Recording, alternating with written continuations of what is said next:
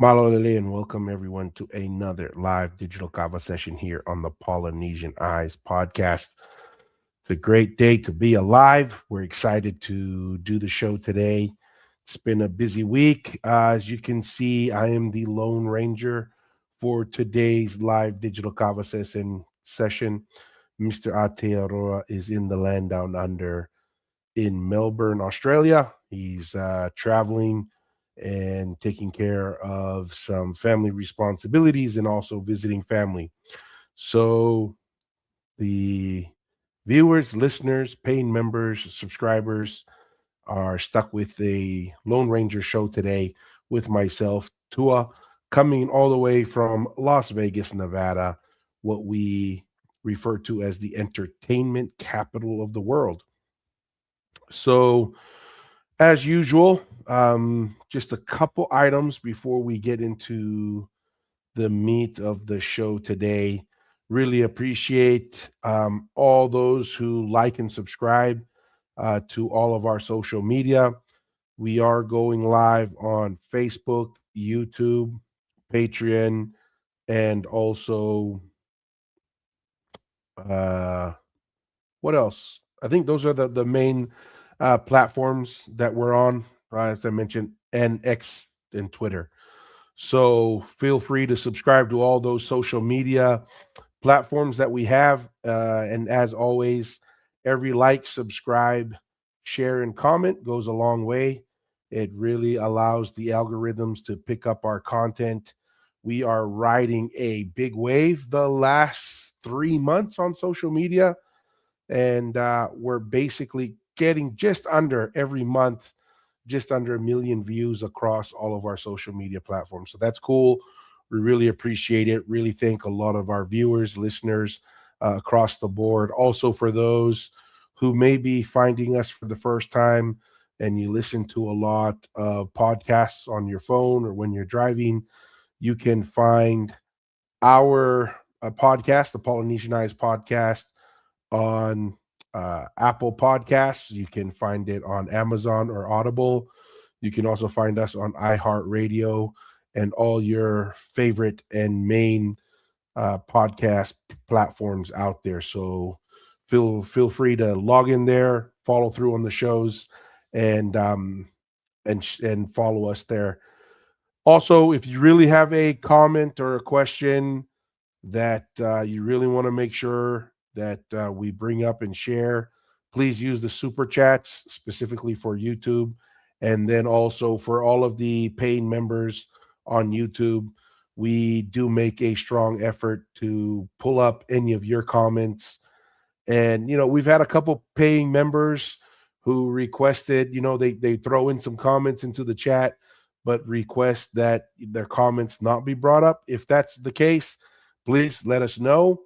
And, maybe we'll just read or refer to some of your comments rather than, bringing them up on the screen as we're doing our live. Real quick here. Hey, Frost198, appreciate it. Thank you for tuning in. So appreciate it. I'm out of the US in Las Vegas, Nevada. Let's see here. I'm going to go through a couple more items here. As always, thank the paying members. Gonna go through a couple comments from social media. We've uploaded some videos that responded to a few comments and threads and themes that we've seen on questions and comments on social media, and it's gotten a lot of attention, a lot of feedback, some positive, some not so positive, but we embrace it all. Like we mentioned earlier, every comment, every share goes a really long way, and we take it. Whether it's pro or con, it still adds to the bucket, and every drop matters. So really appreciate that. The first one is there was a video that we put out, and it was covering the topic of the common thread we see online, especially from our Samoan brothers and sisters, that they keep saying, "Oh, those Mr. Aotearoa and I, who are commoners, and all the Tongans who are commoners, need to just take a seat, be quiet, do imanua."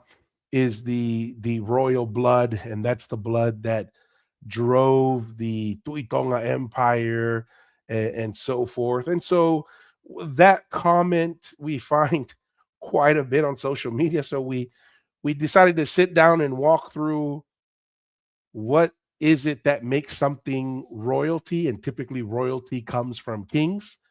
And we broke down the political and government structures of Samoa and Tonga and came to the conclusion that the Tuitonga and Tonga is more of a king structure, and therefore the royalty terms apply to the Tongan structure, and that the Samoan structure, which is primarily a chief structure, did not have royalty.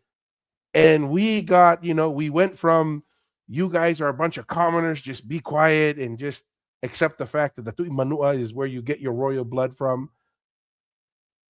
Then all of a sudden the comments switch to, you know, you being a commoner is the best thing in the world, and are you being a little arrogant and so forth. And it was hilarious to see that um that was the flip, right? So now that we define the terms, now that it seems like, hey, if you're going to speak that Tongans need that are commoners, but only Tongans can claim royalty because they have a king, then all of a sudden the argument changes. So I thought that was pretty hilarious. Hey, Nons, Lone Wolf, appreciate it. In 2026, these folks still riding the Tuimanua Empire wave. Um, okay, yeah. I mean, we mentioned that too. A lot of people was like, why are you guys always mentioning Samoa? Because the majority of the pushback that we get when we talk about Tongan history and we talk about the Tuitonga is primarily from our Samoan brothers and sisters. And so that's the other funny thing, right? Just like we were talking about the commoner comment, and then once we define it, it was like we give you a proper definition of how to use commoner versus royal based off of the government systems that each island uses. Then all of a sudden we're the ones being arrogant because we're saying actually the royalty comes from Tonga. And it's kind of the same here with the Tuimanua discussions here in Samoa. All of a sudden, we're attacked that the Tuitonga was nothing. Tuitonga couldn't do anything.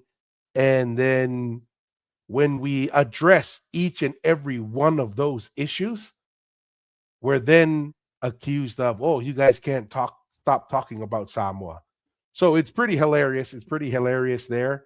Um, None says, Toko, please try and get a hold of Manua locals or someone who knows the history there. We would love, None. Send someone over. I cannot tell you how many people we've requested. Please bring your data, bring your information, and join us on the podcast. We don't even have to make it a debate. We will give you the opportunity to present all your data, all your information. And we've had no takers. There's always this, oh, it's too sacred. Oh, it's so ancient. Okay, then don't come around and complain when people make decisions on what to think based off of the information that they have. So that's what we're trying. Let me put it that way, Nons. We're trying. We also have Swaisi Huakau. He says we got to be non-apologetic when telling our history, regardless of whose feelings gets hurt. And that's a fair point there, Swaisi. And we take that approach. What I think is funny is those who come out who are most aggressive, who are most like determined to say you're wrong, wrong, wrong. And then when you correct each and every one of their points, they're the first ones to get offended. They're the first ones to be, oh, you're just causing division. Oh, you're just disrespectful. You're just all these things. And I'm like, wait a second. Weren't you the first one coming out calling names? Weren't you the first one coming out and mocking people? And then all of a sudden, when your incorrect data and assumptions are addressed, one by one, you get offended and cry wolf. So that's what we've kind of seen there, Swicey, but appreciate the comment. Let's see here. Next one is, there's a lot of buzz online with the David Burley video that episodes that we submitted, and we've also chopped up a handful of shorts and put them up online. It is absolutely hilarious to see the reactions online. David Burley has the credentials. He has the years put in, the hours put in. He has the data, and he unapologetically, to use Swahesi's term there, declares that Tonga is the birthplace of Polynesia, and he has a book. And what we're gonna do, just because it does go a long way with David Burley, is I'm gonna put into the chat here real quick uh the link to his book, and that book is a free download, a PDF download that he has graciously provided for anyone who is willing to sit down and take a look at the data. So I'm going to put that in the chat.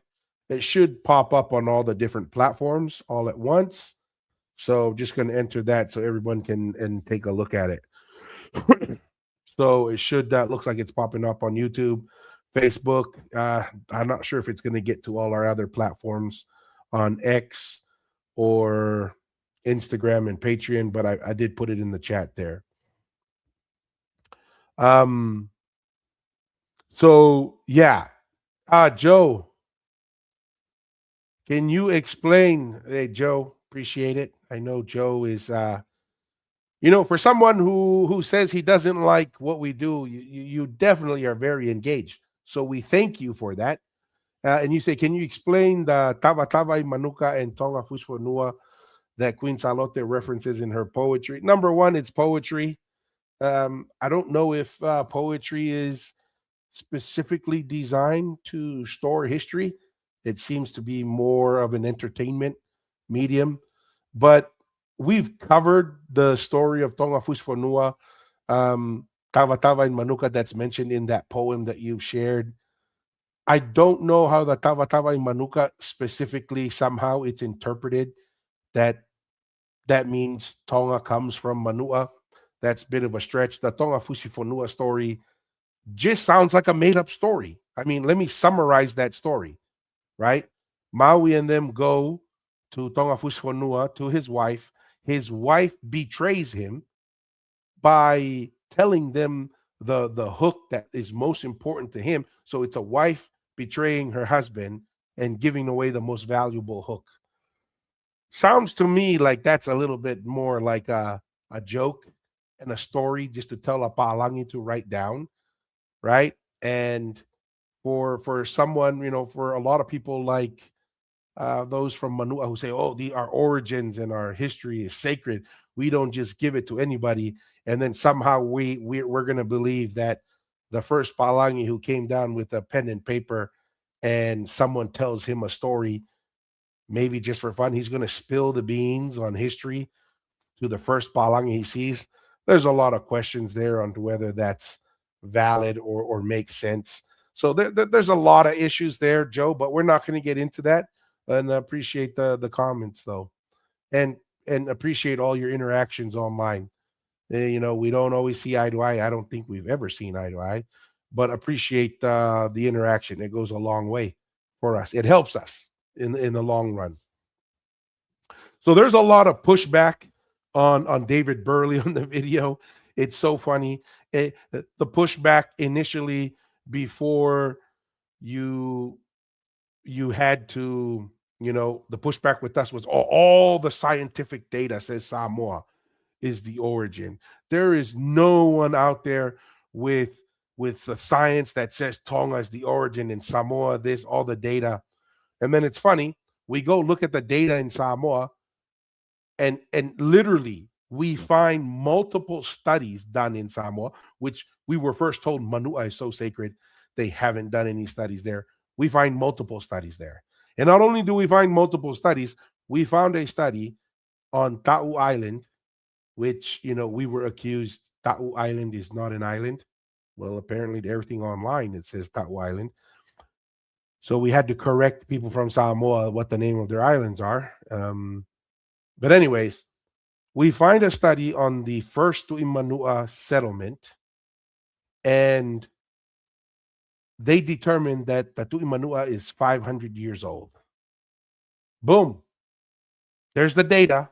Yeah, apparently people don't want to, they don't want to accept it, but there's the data. Anyways, these same people will come and attack David Burley and say, well, David Burley said that he's 99% sure that Tonga is the origin of Polynesia. And that's what they're claiming as a victory. They're claiming as a victory that he said he's 99% sure. Let me tell you, in science, 99% sure is almost as good as it gets. You can very rarely say something is 100% anything. Okay. 99% sure. Hey, you're welcome. Seen a lot of comments here from people saying thank you for the book. Go download it. David Burley said he saw a spike in his downloads for his book online. So please go download it. He's tracking it, and I think it really does help him out. And hey, it's very educational. It's 30 plus years of archaeological data that covers lapida pottery. It covers art, right? They look at the Hawaiian petroglyphs and where it sits in the progression of the Hawaiian art, so they know the general time frame of when these petroglyphs were put together. I mean, we're looking at genetics, we're looking at uranium thoron dating, which is probably the best dating mechanism that we have. It's packed of data, right? Really great data in there. So yeah, appreciate. Glad you guys are going and downloading the book, and that's why David Burley made it free. So, anyways, coming back. So all of a sudden, we went from there's no data for the Tuitonga and Tonga being the origin of Polynesia to, well, he's only 99% sure. He tried to find, specific matches for the missing, for this special that is, they haven't matched to anywhere. And people are, oh, they need to check in Samoa. I was like, I don't know about that. I'm pretty sure they've checked everywhere. And Samoa, they said that the place where this pottery came from, they know it's volcanic and it's 13 million years old. I'm pretty sure Samoa is not 13 million years old as an island. Could be wrong, but I'm relatively comfortable in making that. And you know what? We can probably ask Grok here real quick. How old is the Samoan Islands? How old or when did the Samoan Islands form? Hey, Mel. Mel is just pulled this up real quick. Malo Mel. And I'm assuming this is the same Mel that sometimes joins us on YouTube. Bring her up because she is a paying member, and we always are very appreciative for our paying members. And thank you. So just wanted to bring her up for a shout out. Let's see. It says let's share this. Let's bring this up. So let's answer that question before we go into a lot of details here. Let's see how old Samoa is and whether it's 13 million years old, so that we can put that one to sleep, because we're getting a ton of people of, hey, they need to check Samoa. Maybe that pottery is coming from Samoa. It says the Samoan Islands, including both independent Samoa and American Samoa, are volcanic archipelago formed primarily by the Samoa hotspot. A mantle plume over the Pacific tectonic plate has been moving northwestward. This process creates a chain of islands and seamounts with a general age progression, older in the west and younger towards the east. That's interesting because a lot of some people are saying that the Tuimanua first came from the Manua Islands, but according to this, the Manua Islands would be the youngest out of all the islands. So, maybe when they first arrived, the islands were there and they weren't inhabited. That's the only way we could explain that. Where the hotspot is currently active near the submarine volcano of Vailulu'u, the islands began forming several million years ago as shield volcanoes built up from the seafloor through repeated basaltic eruptions. The oldest major island building activities around 5 million years old. There we go. So for everyone who was making the comments on our social media, they need to go and test Samoa for some of those potteries because it's unknown. And that could mean that Tonga comes from Samoa. Well, I hate to break it for you. Maybe that's why Burley didn't go and immediately test in Samoa, because he's like, Samoa's as an island is only 5 million years old. And they know that the material for this pottery is 15 million years old. So there we go. Problem solved. I'm glad we looked that up so that people in Samoa can, or at least not the people in Samoa, there, so that certain people who are always critiquing and saying, well, he only said 99% and he didn't test it in Samoa. You're probably still from Samoa. We just take that off the shelf, right? You guys can pack that away and say everything's great. So with that being said, the conclusion I've come is, as I see the accusation and then the response to the accusation, and even if it addresses the issue, there's just a pivot to something else. Some people will never be satisfied. That's fine. We're here to present the information that we find, to share the conversations that we have, invite people to share the knowledge and information they have in their perspectives, so we can throw it into the arena of ideas and let these ideas battle it out. But I am seeing a trend. I'm not going to lie. The trend I'm seeing is every time we get attacked and evidence is brought to us of why Ha'amoa is the cradle of Polynesia, the origin, every time we dig into it, not only does it not confirm that perception or that idea, it actually defeats that idea and undermines it, right? Just like when we look at the Tu'imanua and those archaeological studies that happened there, and we're going to do one today, right? There's this genetic study that came out in, I don't know, 2021 maybe, that people were pushing our way because David Burley, in our discussion and in his book, he says that the genome studies done in Western Polynesia point to Tonga as the origin. And then many people online, they kept quoting this one study saying, oh, there's just a newer study. And it said that everyone originated from Samoa and then spread out into the rest of Polynesia, right? And guess what, guys? We got the study. We went and looked it up. We're going to walk through that study. And I warned people, every time someone has brought us a study, just like the languages, right? We were told, see, everybody came from Samoa, because when you have the Proto-Polynesian language, there's the Tongic and the Samoic languages, and the majority of the languages throughout Polynesia are Samoic, and the Tongan one is a little bit isolated.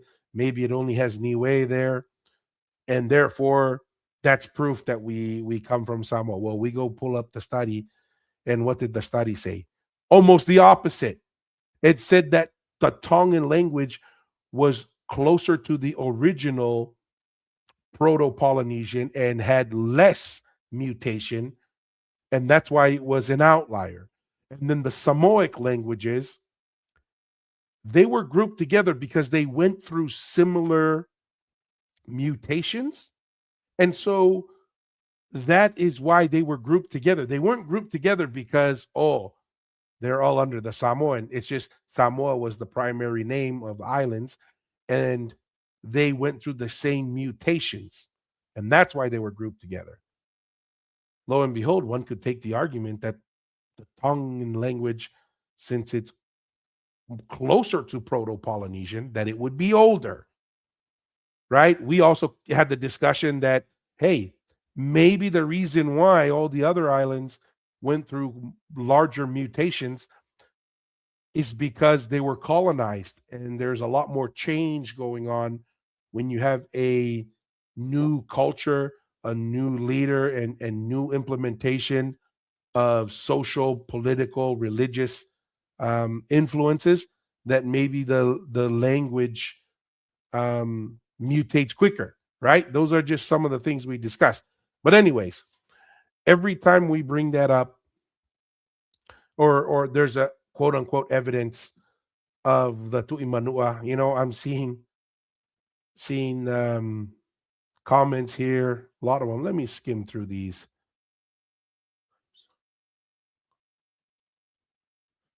Maria, I know you don't like your comments to be brought up, but appreciate you. You're a paying member on the channel, so I won't bring up your comments. But here's some other ones, right? We'll skip Maria's and we'll come down to, this is a lot. This is very indicative of a lot of the things we get. It is proven that the Tu'imanua came first. Your first king was from Manua branches, my land. We've, once again, this is stuff we've addressed maybe a year and a half ago. Rolia, okay, and I'll just start with this. Tangaloa resided on Tongatapu. We have a specific location where he resided. It was Tapuhia on Tongatapu, also known as Langi, and it's located in Folaha. Next, Vaipopua, which is Aho'eitu's mother, comes from the Niwa. We spoke to multiple people from the Niwas, and they confirmed Vaipopua never went to Ha'amoa. And she only went to Tongatapu. And why? She went to Tongatapu because that's where Tangaloa resided. So once again, this whole idea of your first king, yeah, that's just the reality. And then here's one of the, ask Google. They'll tell you. Maria. Hey, you win with that one, Roya. Ask Google. If you guys that's so 2000, Roya. We have AI now. AI is a little bit better. But that's another one we get. Go ask Google, right? So it can go look up Wikipedia, where all the fake news was put in by woke people, and then you can go get your answers from there. Yeah, Google's old news. Let's get past Google. But malo roya. And I'm serious. They told us. Well, maybe that's the problem, Roya. Instead of just believing what they told you, think a little bit, ponder about it a little bit, and maybe you'll come up with your own ideas. I know it's radical, a radical thing to listen and then go listen to someone else and look at different ideas and then make up your own mind. It might be helpful. Might be helpful for you, Rolia. So yeah, so we're gonna cover that. We cover all these quote unquote evidences, and every time we dig into those evidences, it really never helps the the Samoan position. To be honest, it really, I can't think of one that's ever come out as a match. So what we're gonna do is let's just pull up the study that's being referenced, right? So we're gonna pull this up here so everyone can kind of just take a look at it. We'll read it out a little bit for those who are just listening to the audio and not looking at the video. So this is the study that's been thrown to us, right? Because David Burley said the genome genetic studies, which he had a geneticist, one of the best geneticists in the world, do the study, pointed to Tonga as the origin of Polynesia into Nuguleka, right? The genetic material that was found in Nuguleka was of higher concentration of that material, and then it spread out into Vava'u, to Ha'apai, Vava'u, the newest um, Samoa, and then throughout the Polynesia, and it got diluted. But the highest concentration is in Tonga. When they compared it to others in Fiji and so forth, it wasn't as good as a match. But the study is called this. Let's see if I can make it. Maybe that's a little bit bigger. Yeah, let's make it a little bit bigger. So it's called Paths and Timings of the Peopling of Polynesia Inferred from Genomic Networks, right? And then people start getting, oh, it's a study of genome, genetics, and Polynesia. All right, so it must be looking at all of Polynesia. Then the abstract. Polynesia was settled in a series of extraordinary voyages across an ocean spanning 1/3 of the earth, but sequences of islands settled remain unknown and their timings disputed. Currently, several centuries separate the dates suggested by different archaeological surveys. Here, using genome wide data from merely 430 modern individuals from 21 key Pacific Island populations and novel ancestry specific computational analysis, we unravel the detailed genetic history of this vast, dispersed island network. Our reconstruction of the branching Polynesian migration sequence reveals a serial founder expansion characterized by directional loss of variance that originated in Samoa and spread through the Cook Islands, Rarotonga, then to the society, I don't know how to say that, Tayetema Islands, 11th century, the Western Austral Tu'apai Islands and Tuamotu Archipelago, 12th century, and finally to the widely separated but genetically connected megalithic statue building cultures of the Marquesas, Tehenua and Nana Islands in the north, Raivavai in the south, and Easter Island, Rapa Nui, in the easternmost of the Polynesian islands, settled in approximately 1200 AD via Mangareva. Okay, so people read this, right? They read this and then they go, oh my goodness, Polynesia originates from Samoa, right? And they jump to that conclusion. So they run around and tell each other, yep, there's new genetic studies. All of Polynesia comes from Samoa, and that's where the disbursement goes. And they see David Burley on the Polynesian Eyes podcast. They watch the episode, they see the shorts, and then they jump in the comments. Tua, new genetic studies prove that David Burley is wrong because these new 2021, even though David Burley's book came out in 2023. But anyways, we'll just regard that for a second.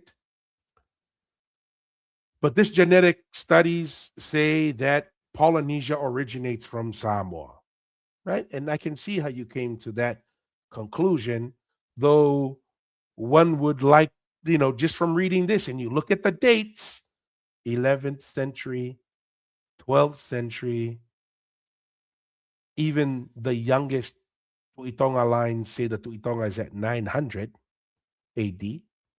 So there seems to be a difference there.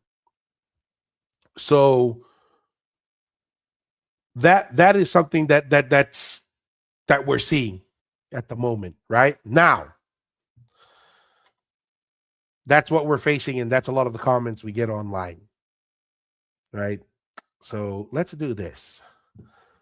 We had our trusty. We'll keep it. We'll go back to the other view here. We had our trusty digital assistant, Grok, do some research for us and tell us what exactly was this study talking about, right? Um, let's pull this up here. We got a very lengthy comment here before we get into Grok, our digital assistant, our intern. Let's see this comment right here. He says, "Brother, why are you okay to accept what the Tongan locals are telling you about Tangaloa's origin with no evidence, yet won't accept Samoan oratory that links with Tongan oratory of old?" That doesn't link. Obviously, if you said that the Tongan locals are saying Tangaloa is from Tonga, and you're saying Tangaloa is from Ha'amoa, then they don't link. But hey, we'll move on. On one hand, you're all about the evidence when it comes to Samoan oratory in regard to Tangaloa, yet no need for evidence when it comes from the locals in Tonga. And in some cases, not even accepting Tongan oratory that says Tangaloa is of Samoan heritage. Number one, I don't know where these guys get their information from. The Tangaloa is from Samoa heritage. The only thing I can think of is a lot of these guys are academics trying to come up with something new so that they can found something new. I don't know, but here's the reason why, Fasi. I took the Samoan words for it, and I said, okay, maybe Samoa has a reason here, right? Let's dig in. They said Tangaloa had Tui Manua because Tui Manua is the oldest, and that's where the Tui Tonga came from, and that's why Tonga comes from Samoa. Okay, we went and looked at the data. We went and looked at the data. You know what the data said? Mentioned earlier.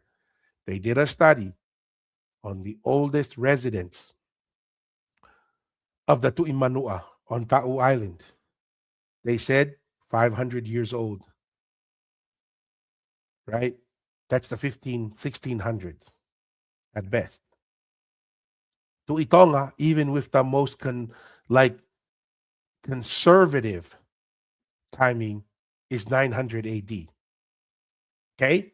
Now, then there was oral history in the study. There were mounds, rock mounds all around the residence of the Tu'imanua. And the oral history that was told to them by the people in Manua. You see those rock mounds? Those are burials. Those are the burials of the most loyal Tu'imanua followers, and they wanted to be buried close to where the Tu'imanua lived because of their loyalty and because of how great the Tu'imanua was.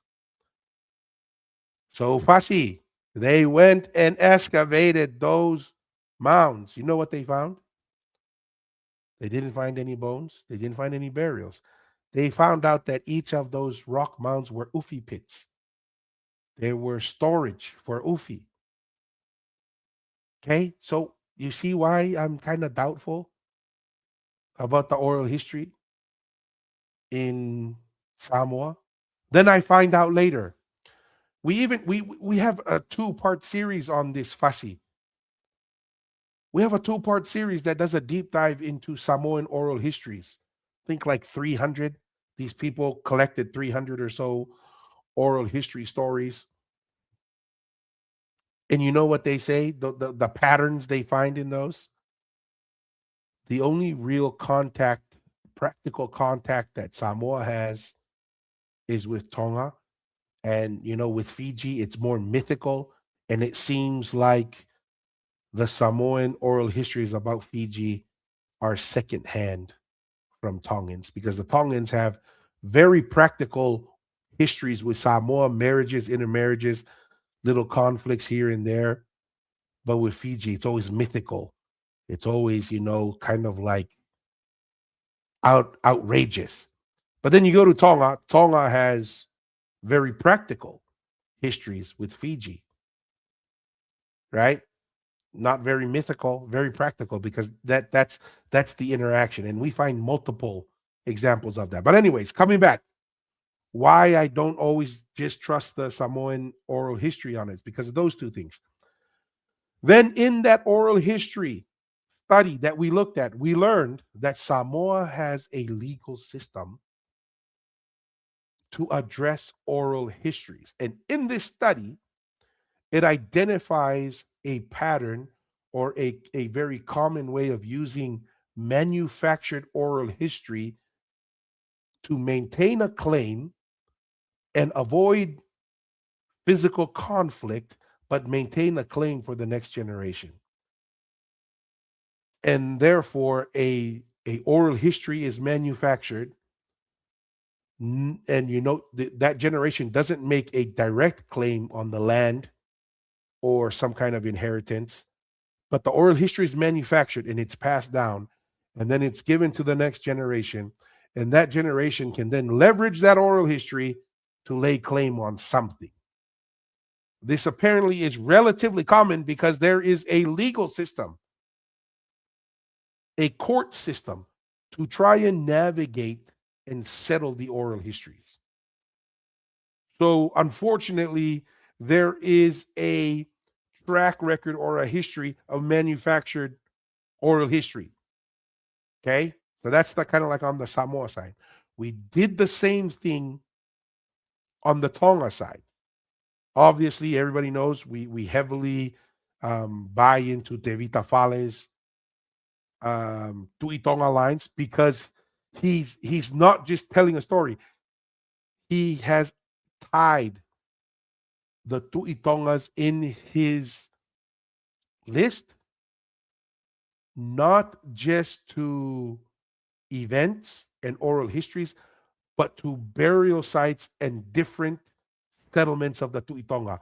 The Tui Tonga moved multiple times. I think there's 6 or 7 settlements of the Tui Tonga throughout Tonga, right? And so he has tied names and events throughout Tonga Tapu with the Tui Tonga. Then we find archaeological work that's found in the close to the Toloa area. That's one of the Tui Tonga settlements. And they find that those settlements in those areas, which would have, I think it's the third or fourth settlement of the Tui Tonga, that it's like 700 years or so older than they had anticipated. And not only was it like 700 years older than they anticipated, it had evidence of what's the word? Shoot, it's skipping my. It's not necessarily a city, but urbanization, low density urbanization, meaning not only were some of these areas that were studied of the Tui Tonga were older, but it was much more advanced and urbanized than they even imagined. Okay. So if that is correct, and we push back those settlements of the Tui Tonga 700 years without even changing, this is not including Tevita Fale's much larger Tui Tonga list, but just the traditional, the 900 AD, that single redating of that Tui Tonga settlement in Toloa, in that Toloa area, would push it back 700 years. Okay. Like this is what we're saying, Fasi. Every time we've tried to dig into the Tu'imanua and the Samoan claim of the origin of Polynesia and Tonga, the Tu'imanua and Samoa gets younger. And then when we do the same thing to Tonga and we dig into the data, Tonga gets older.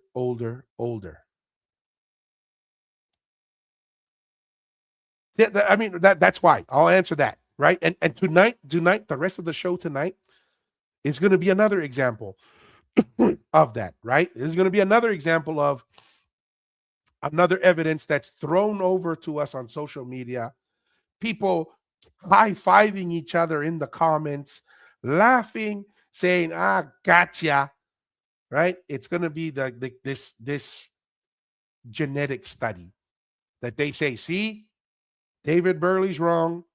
This genetic study says Samoa is the origin. Well, I hate to break it to you, but when we look at the past history, every time we've done something similar, it doesn't work out well. And don't want to be be the spoiler alert here, but it's not going to turn out well for the Samoan perception of being the cradle of Polynesia. All right, let's bring this back to the stage here. Let's see. So let's get into the paper. So this is the paper that, remember, we read earlier, and if you just read the abstract, it makes it seem like Samoa was the launching point for the settlement of Polynesia.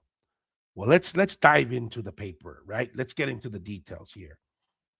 And it says the 2021 Nature paper, Paths and Timings of Peopling of Polynesia Inferred from Genomic Networks by Alexander G. Ioannidis and colleagues analyzes genome-wide data from 430 modern individuals across 21 key Pacific Island populations, using novel computational methods focused on ancestry-specific patterns like dimensionality reduction, a directionality index to infer migration order, F3 statistics for shared drift and identity by descent segment, lengths for dating. The study reconstructs the genetic history of Polynesian settlement. These approaches detect serial founder effects where populations experience successive genetic bottlenecks, leading to a directional loss of genetic variance as groups migrate and establish new settlements. The research resolves long-standing debates in archaeology by providing a detailed branching sequence of migrations, timings, paths, emphasizing genetic connectivity despite vast geographic distances. So once again, the initial summary seems like, oh, all of Polynesia. So let's dig into the weeds here. The study determines that Polynesian settlement followed a serial founder expansion originating in Samoa around the 9th and 10th century AD. From there, it spread in a branching pattern, first to the Cook Islands, specifically Rarotonga, then to the Society Islands in the 11th century, next to the Western Austro Islands and Tuamotu Archipelago in the 12th century. Finally, more distant, ancient regions, the Marquesas Islands in the north, Rarivavai in the south, Easter Island around 1200, with the latter settled via an intermediate stop in Mangarewa, Reva. So, once again, we're seeing Samoa to Eastern Polynesia, and the dates are very young dates. This sequence is characterized by progressive genetic drift and variant loss due to repeated founder events. The timings help bridge gaps in archaeological estimates, which vary by centuries, and the paths highlighted interconnected megalithic statue building cultures in Marquesas, Raivavai, and Easter Island despite their separation. Additional findings include genetic continuity between ancient and modern Polynesians. No strong correlation between genetic and geographic distances, unlike in Europe, and evidence that Native American gene flow into some of the populations predated Easter Island's settlement. Linguistic and archaeological evidence, tool distribution supports these genomic inferences. Okay. Now, relation to origin of Western Polynesia and Polynesian ancestry. Once again, when we look at the study, they're just talking about Samoa and working east. We see that pattern. So the question is, how does that relate? Everyone, we won't say everyone, it is generally accepted that Western Polynesia is older than Eastern Polynesia, though we are hearing a bit of a rattling from our Eastern Polynesians that they're older and that they were the center of the Polynesian Empire. Some of them saying that Samoa originates from Hawaii or Tahiti.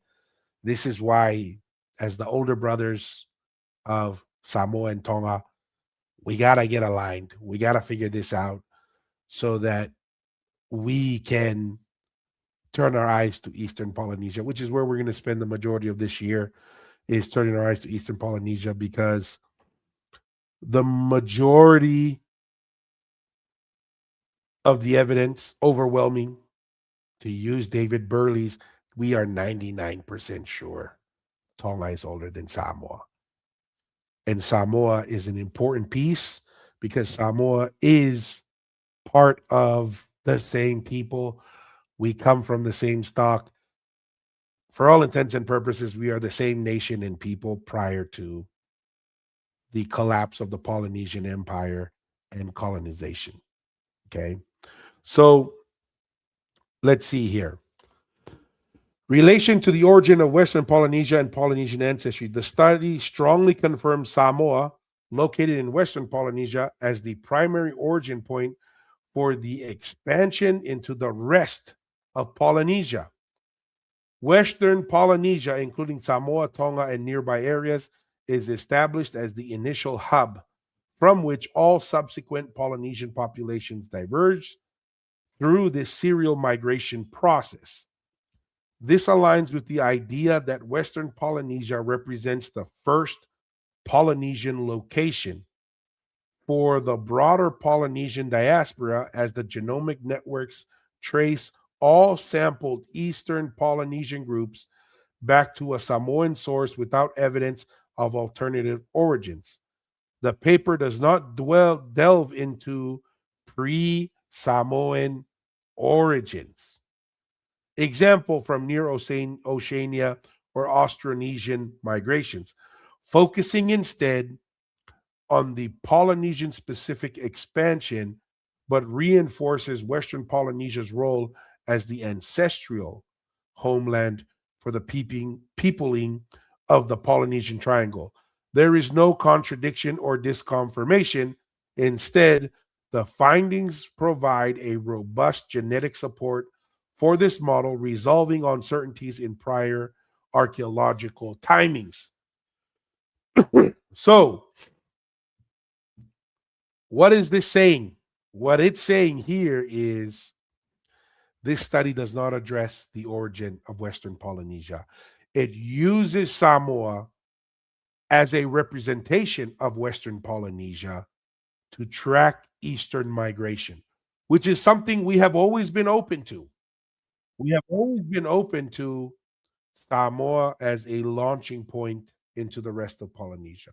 Makes a lot of logistical sense, right? Because Tonga is a lot further down south and Samoa is a little bit more centralized, and moving into Eastern Polynesia and back, you would use Samoa as a launching point, right? That's why we don't have an issue with, hey, there's this conversation online that Kamehameha is Samoan, and people go, "We'll see." We get that thrown at us. We'll see. Tahitians, Hawaiians say they come from Samoa.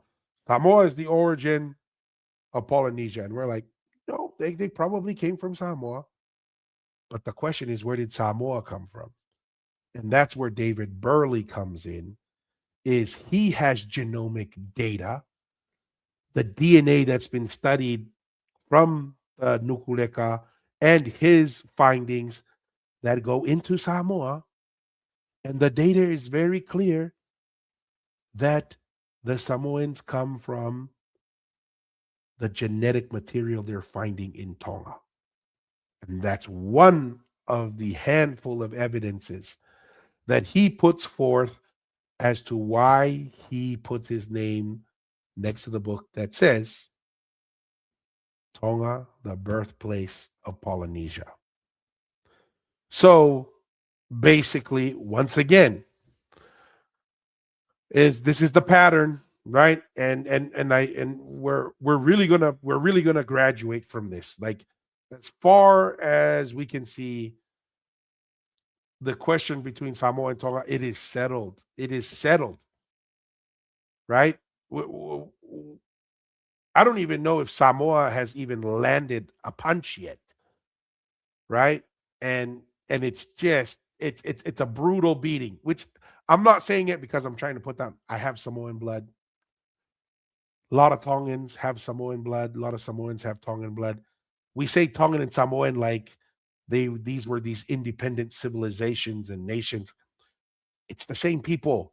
It's like we all live on an island and one village tries to say they're separate and their own thing when we're like, dude, our great great grandparents grew up together and our families have been on this same little island for forever. We're the same people. Just because you're on the other side of the island doesn't mean you're your own nation or people or something separate. We're all the same thing. And that's how we perceive Tonga and Samoa. It is the same thing. There is a slight dispute or discussion on which one was first, which one was second. There's a real possibility we're talking of like 100 years difference of one before the other. In the grand scheme of things, 100 years is nothing. It's almost the same time for all intents and purposes. But really, that is pretty much what we were going to cover today. I mean, it's every time we do this, it's the same thing, right? We look at the archaeological evidence on Manua. We look at the history of the Pulimele, right? We find out that the Pulimele is like a brand new word. We find interviews of the locals at the Pulimele, and they're saying, we've never heard the term Pulimele. You know what we've heard? We've always heard it called the Patonga. And why was it called the Patonga? Because this was the residence of the Tuitonga. And when the Tongans came, this is one of the areas where the Tuitonga stayed. That's from the locals who live in that area. Yet the academics, when they extract that data and they go do their presentations around everywhere, they don't mention that. They don't mention Patonga. They don't mention the oral history in Samoa that it is a Tongan structure. And when I say Tongan, like I said, it's not, they were the same people. I mean, we're just used to saying Tongan and Samoan, but it was the same people. It's just like, oh, Tuna and Fata, they expelled the Tuitonga. They kicked them out. They were in Talakay Faiki's mother's village. It was, all intents and purposes, his home as well. He was not some foreign invader. This is the guy who grew up probably in that village before he was selected as the heir of the Tuitonga. So, it's we're really going to start turning and turning our focus to Eastern Polynesia because we're seeing a lot of that confusion come from there. And we still have multiple episodes, maybe 4 episodes that are still dealing with Samoan data and discussions that we'll release. And our shorts are like a lot of them are from episodes we did a year ago. So we're still gonna have a lot of shorts on Samoa and blah blah blah. But for the most part, we're moving past that. Like that is in the past. That's in the rear view mirror. We'll still get questions on it. We'll still get comments on it, but we're really gonna turn the page on this. It's you know, you can only beat the horse so many times and then the horse is dead. Beating it a few more times not gonna make a difference. And that's really what we're kind of looking at. And we'll give an opportunity if anybody, a lot of the comments here going back and forth, not going to go through each one, but if you have a specific question you want to bring up, here's the opportunity here. We've covered the study. That was the meat of the program for today. And so Looks like there's a comment here from famous Joe. Burley spent his entire 30-year paid career digging up Tonga with the permission from the Tonga king, and yet, for all his efforts, all he could find was 100-year older pottery shards. Not exactly damning evidence one way. My goodness, Joe, go read the book, go watch the interview again. It clearly passed you, right? It's not 100-year older pottery. It's the the carbon dating, the shift left and right is hundreds of years. Okay. The uranium thoron dating is within a 12-year span. It's basically almost exact.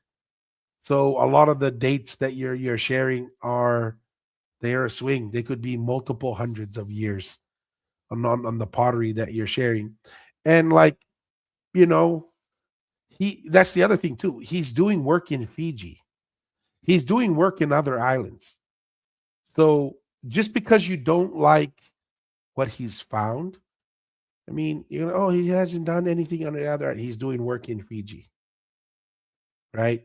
He does work in Jamaica. The guy does archaeological work around the world. This is why he's able to cross paths with geneticists to do the genome studies with him because he crossed paths with them.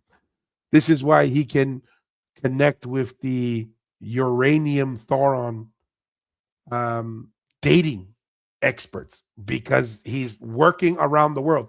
So, when you say 30 years, hey, 30, dude, that's a pro. That's a pro, not a con, right? He spent a lot of time and energy and he's putting his career, his name to it. He's not doing this lightly, right? Like everybody's like, he said he's only 99% sure. Dude, in the scientific world, 99% sure is take it to the bank, right?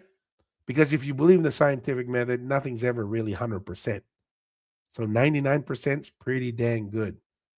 So appreciate it, Joe. Keep commenting, keep pushing back on us. We appreciate it.